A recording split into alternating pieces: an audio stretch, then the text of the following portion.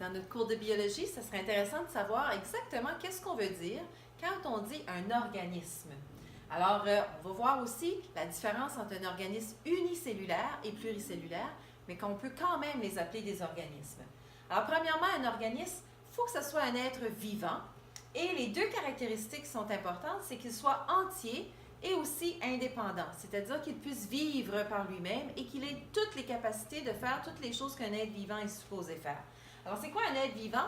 Un être vivant, ça vient au monde et ça meurt. Mais entre le temps, durant sa vie, alors il va falloir qu'il va être capable de survivre. Donc, il va manger, il va produire des déchets, il va digérer, ou il va aller chercher de l'énergie de quelque façon dans l'environnement. Alors, cette énergie-là, c'est des réactions chimiques qui vont se passer à l'intérieur dans son corps. Puis, une des choses qui est très importante quand on parle d'un être vivant, il faut parler de reproduction, parce que la vie, ça se transmet. Donc, un être vivant, qu'est-ce qui permet qu'on a un changement d'une étape à l'autre? C'est par la reproduction. Donc, un être vivant, en plus de se reproduire, il y a la possibilité d'évoluer. Alors, quand on dit qu'on a un être vivant, on dit que c'est un organisme. Et tous les organismes, tous, sans exception, sont formés avec des cellules. Mais les cellules ne sont pas toutes les mêmes. Comme par exemple, il y a des cellules qui vont être avec des fonctions, par exemple, de transmettre de l'information. Dans votre cerveau, dans vos nerfs, les cellules sont des cellules nerveuses qu'on appelle des neurones et elles servent à transmettre l'information. Cependant, d'autres cellules de votre corps, les cellules musculaires, leur but, c'est de se contracter. Alors, quand elles se rapetissent, se contracter, ça veut dire se rapetisser, elles vont permettre les mouvements. Alors, tous les mouvements que l'on fait, ce sont des muscles qui se contractent. Alors, les cellules peuvent être toutes avec certaines caractéristiques semblables, un noyau, une membrane et tout ça, mais elles vont quand même servir à des choses très différentes. Alors, au niveau de la façon qu'elles sont faites, elles vont varier, puis surtout au niveau de le travail qu'elles ont à faire, le fonctionnement, alors ce qu'elles vont choisir de faire comme produit. Alors que ce soit un mouvement, que ce soit une substance, que ce soit sécréter des hormones, alors toutes les cellules vont avoir chacun leur travail différent à faire. Quand on parle des êtres qui sont unicellulaires, c'est-à-dire que l'entièreté de l'organisme, c'est une seule cellule. Alors évidemment, cette cellule-là, elle doit s'occuper de faire toutes les tâches de l'organisme. Celle que je vous ai dit tantôt, de naître, mais aussi de se nourrir, de se déplacer, d'aller chercher les aliments, de faire des réactions chimiques, et même la reproduction, c'est tout assuré par une seule cellule. Alors cette cellule-là, elle fait toutes les fonctions de l'organisme. C'est pour ça qu'on dit que c'est un être unicellulaire. À cette cellule-là toute seule, elle est entière, elle est indépendante, elle n'a pas besoin d'autres cellules pour l'aider avec certaines tâches. Alors, toutes les tâches qu'un organisme est censé faire, c'est cette seule cellule-là. Alors ici, vous avez des exemples d'organismes qui sont faits avec une seule cellule. Alors, si vous retournez à votre tableau qui vous explique la différence entre les 6 règnes, alors il y avait 4 règnes qui comprenaient des organismes qui étaient unicellulaires. Alors, on avait parlé des monaires, qui comprennent les bactéries. On avait parlé des protistes. On avait parlé des mycètes, qui peuvent aussi contenir des êtres pluricellulaires. Je vais en reparler tantôt. Puis, on avait parlé, bien sûr, des archéobactéries, qui sont comme des bactéries qui vivent dans l'environnement primitif.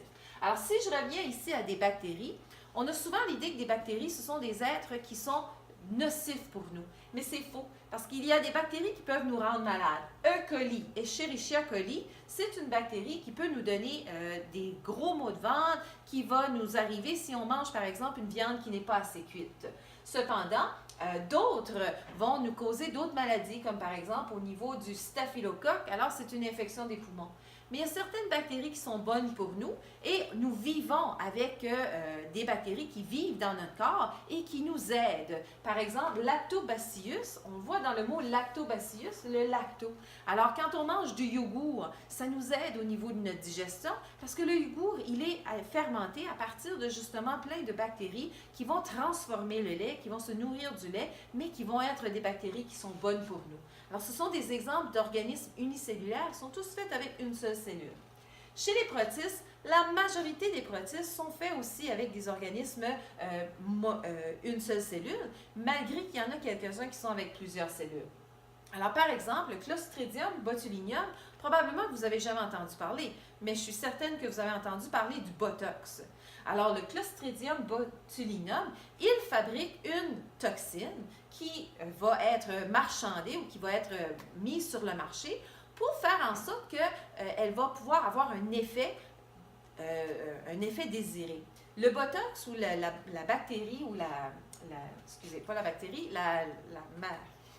le botulinum, il va créer une paralysie. Alors, c'est dangereux. Alors, si on consomme le Clostridium botulinum, on peut mourir parce que ça va paralyser nos organes internes. Cependant, si on injecte du botox à certains endroits, on peut avoir un effet désiré. Comme par exemple, si on a la tendance à toujours froncer les sourcils, en injectant du botox, on peut paralyser le muscle. Alors, on va avoir le message qui va être envoyé de froncer les sourcils, mais le muscle ne réagit pas, il est paralysé. Alors, c'est ça l'usage qu'on en fait. Des fois, on mélange le botox et les injections de collagène. Alors, le botox, c'est vraiment pour paralyser. Les injections de collagène, c'est autre chose. Comme par exemple, vous voyez ici, on avait des lèvres qui n'étaient pas très bien remplies et les injections de collagène vont aller soutenir la peau. Le collagène, c'est une protéine, j'en parle beaucoup plus tard. Alors, je fais le parallèle parce que souvent, on les mélange les deux, mais moi, je vous parle du botox qui est un agent paralysant, qui est fabriqué par, justement, un protiste, donc un petit organisme unicellulaire qui contient un noyau, mais qui va être capable de fabriquer cette toxine-là. Un autre exemple, c'est le plasmodium. Le plasmodium, quand vous allez dans le sud, peut-être qu'on va vous dire faire attention de ne pas attraper la malaria. Alors, le plasmodium, c'est injecté par les moustiques. Alors, ils vont être porteurs de cette bactérie, pas cette bactérie, mais de ce protiste-là, qui peut ensuite vivre dans votre corps. Il peut vous donner des problèmes, alors qu'il va causer la malaria. La paramécie, c'est une cellule qu'on va étudier beaucoup en biologie parce qu'elle est très facile à voir, elle est assez grosse. On peut voir les organites qui sont à l'intérieur, on peut voir son mouvement. Donc, on l'utilise comme modèle en biologie. Et la plupart des algues, alors les algues, il y en a des pluricellulaires, c'est celles qu'on connaît. On va à la plage, on voit des algues. Mais il y a aussi beaucoup d'algues unicellulaires. Alors, on va les nommer souvent par des couleurs. Les algues vertes, les algues rouges et les algues brunes. Tandis que les algues bleues, elles font partie des monaires. Et finalement, les mycètes. Alors, les mycètes, c'est le règne des champignons, mais les champignons sont évidemment pluricellulaires, ainsi que la moisissure. Mais quand on parle de mycètes qui seraient unicellulaires, on parle spécifiquement des levures. Alors ici, le nom qu'on a, c'est Saccharomyces. Alors le mycès, c'est par rapport aux champignons, et le saccharose, ça veut dire que ça mange du sucre. Alors le Saccharomyces, il est très important pour consommer justement le sucre, pour le transformer en autre chose. Comme par exemple, lorsqu'on fait du vin ou de la bière, on va le transformer en alcool. Mais quand on fait du pain, il va aussi avoir cette transformation-là, mais on va avoir surtout la production de CO2. Alors, c'est ce qui nous permet de faire lever le pain. Alors ça, ce sont des exemples d'organismes unicellulaires. Quand on parle d'organismes pluricellulaires, là, on a des organismes qui sont faits avec plusieurs cellules. Mais les cellules sont très différentes les unes des autres. Donc, les cellules sont nombreuses et elles sont organisées, elles sont structurées. Alors, on va avoir un paquet de cellules qui vont être ensemble et qui vont travailler à faire une tâche. Par exemple, si on parle de nos muscles, ou si on parle de notre estomac, ou si on parle de notre cerveau ou de nos nerfs, alors ils font des tâches très spécifiques. Alors, les cellules sont différentes et elles font des tâches spécifiques selon l'endroit où est-ce qu'elles se situent. La peau, par exemple, agit comme un protecteur. Si vous avez du bardeau d'asphalte sur votre maison, le bardeau d'asphalte, il fonctionne parce que tous les bardeaux sont un par-dessus l'autre et permettent à l'eau de glisser et pas entrer dans votre maison. Mais la peau est la même chose. Alors l'épiderme, les cellules sont une par-dessus l'autre et elles vont faire en sorte que l'eau, mais aussi les envahisseurs des bactéries ne pourraient pas entrer facilement dans votre corps. Alors ça nous protège contre tout. Alors les cellules de notre corps, elles ont toutes des tâches très spécifiques à faire et elles travaillent toutes ensemble. Parce que si la peau, c'est des cellules, elle a besoin de se nourrir, mais elle fait la tâche de protéger le corps. Donc, il faut qu'il y ait d'autres cellules qui vont s'occuper de se nourrir. Alors, on a les cellules qui nous permettent le mouvement, qui vont nous permettre d'aller chercher la pomme dans le réfrigérateur.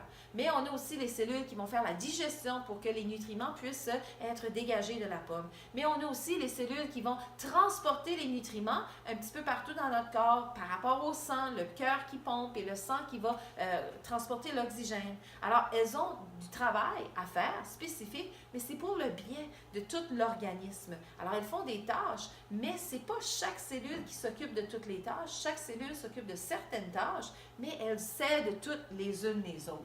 Alors, des tâches comme l'excrétion, qui est réservée, par exemple, à notre rein, ou des tâches comme la digestion, qui est notre intestin, ou les tâches comme le mouvement, qui sont les muscles, ou même les tâches de la reproduction, qui sont l'utérus, et ainsi de suite.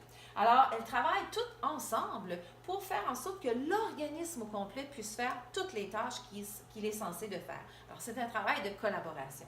Alors, des exemples d'organismes qui sont pluricellulaires. Alors, dans nos 6 règnes, alors tous les animaux, sans exception, et tous les végétaux, sans exception, sont tous pluricellulaires. C'est-à-dire qu'ils sont tous faits avec plusieurs cellules qui ont des tâches spécifiques. Il y en a qui vont servir par exemple, chez les plantes, il y a les racines qui vont puiser l'eau dans le sol, il y a les feuilles qui vont faire la photosynthèse, il y a la tige qui va transporter les choses d'un endroit à l'autre. Donc, elles sont toutes organisées et structurées. Alors, elles ont des tissus. Les tissus sont organisés en organes. Les organes forment des systèmes respiratoires, systèmes musculaires. Mais on a la même chose un peu dans les plantes aussi. Alors, si je parle du tronc, si je parle de la tige, si je parle de la feuille, alors ce sont des parties différentes. Chez les champignons, chez les mycètes, alors on a vu tantôt les levures qui sont unicellulaires, mais les moisissures et aussi les champignons vont être des organismes qui vont être pluricellulaires. Alors les champignons, il y en a qui sont comestibles, il y en a qu'on peut manger, mais il y en a qui font des produits qui sont toxiques.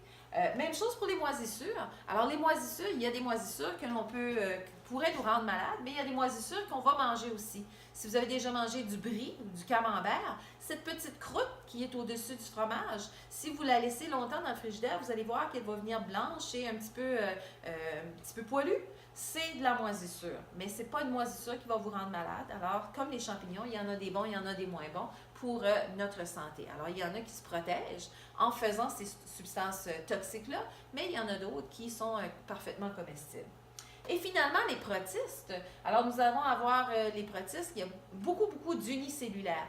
Mais les pluricellulaires qui existent sont relativement simples. Alors, quand on parle des algues, alors ça, c'est simple. Alors, vous avez la laisse qu'on voit sur le bord de l'eau. C'est simplement une espèce de tige qui est simplement des cellules, plusieurs cellules, mais pas autant organisées, pas de racines, pas de feuilles, pas de fleurs, comme des plantes plus élaborées. Alors, il y en a qui vont avoir quand même des éléments, mais vous voyez que c'est quand même relativement simple, moins structuré, moins organisé. Mais c'est quand même pluricellulaire, alors c'est en fait de plusieurs cellules.